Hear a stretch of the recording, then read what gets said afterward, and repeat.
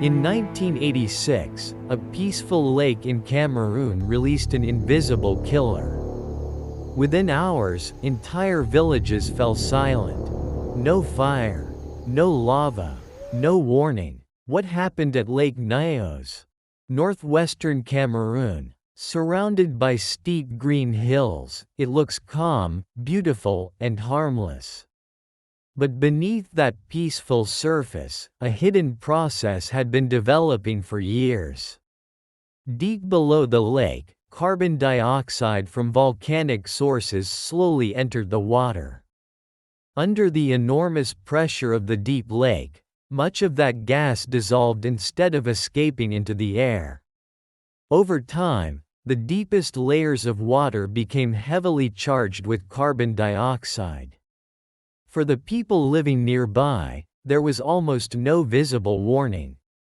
The lake did not look like an active volcano. There were no rivers of lava, no giant ash cloud, and no obvious sign that a disaster was building beneath the surface. On the night of August 21, 1986, that hidden balance suddenly failed. Scientists still debate the exact trigger, but something disturbed the deep, gas-rich water and caused part of it to rise. As the water moved upward, the pressure around it decreased. That allowed dissolved carbon dioxide to come out of solution and form bubbles. Those bubbles made the rising water more buoyant, which caused it to rise even faster. More water rose. More pressure was lost. More carbon dioxide escaped. In moments, the process became a self-amplifying chain reaction known as a limnic eruption. The lake began releasing an enormous volume of carbon dioxide. The gas itself was invisible, but it was heavier than normal air, so instead of simply drifting high into the atmosphere, it flowed downward across the surrounding terrain and collected in low-lying valleys. It moved silently. There was no wall of flame, no explosion racing through the villages. The danger was almost impossible to see. As the carbon dioxide spread through the valleys, it displaced the oxygen people and animals needed to breathe. Many victims lost consciousness quickly, often before they understood what was happening. By the following morning, the landscape looked strangely normal.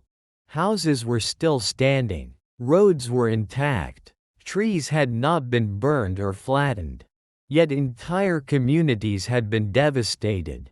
About 1,700 people died, along with thousands of cattle and other animals. For investigators arriving at Lake Nyos, the scene was deeply confusing. There were no signs of a conventional volcanic eruption and no widespread physical destruction that could explain so many sudden deaths. Scientists began examining the lake, collecting water from different depths and measuring its chemistry. The evidence pointed toward an extraordinary explanation.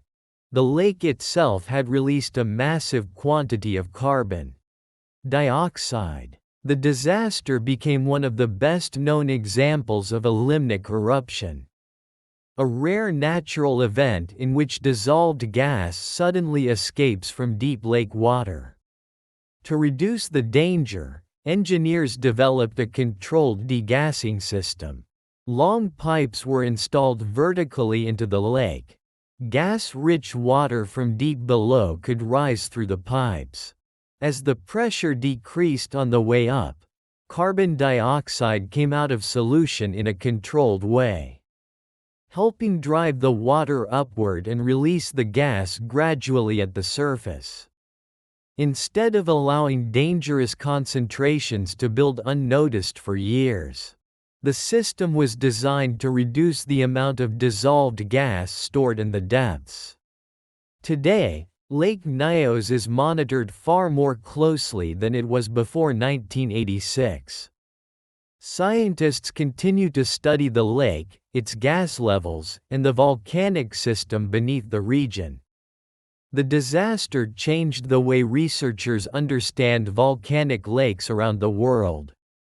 It showed that a lake does not need to erupt with fire or lava to become deadly. Lake Nyos also remains a powerful reminder of how deceptive nature can be. A landscape can appear completely peaceful while complex forces are building where no one can see them. Today, the lake is once again quiet. Sunlight reflects from its surface.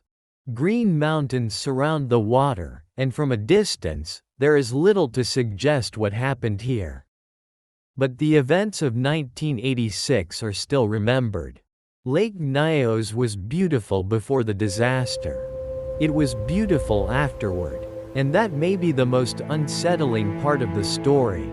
Nature does not always warn us in ways we recognize. Sometimes, the greatest danger is hidden beneath a perfectly calm surface.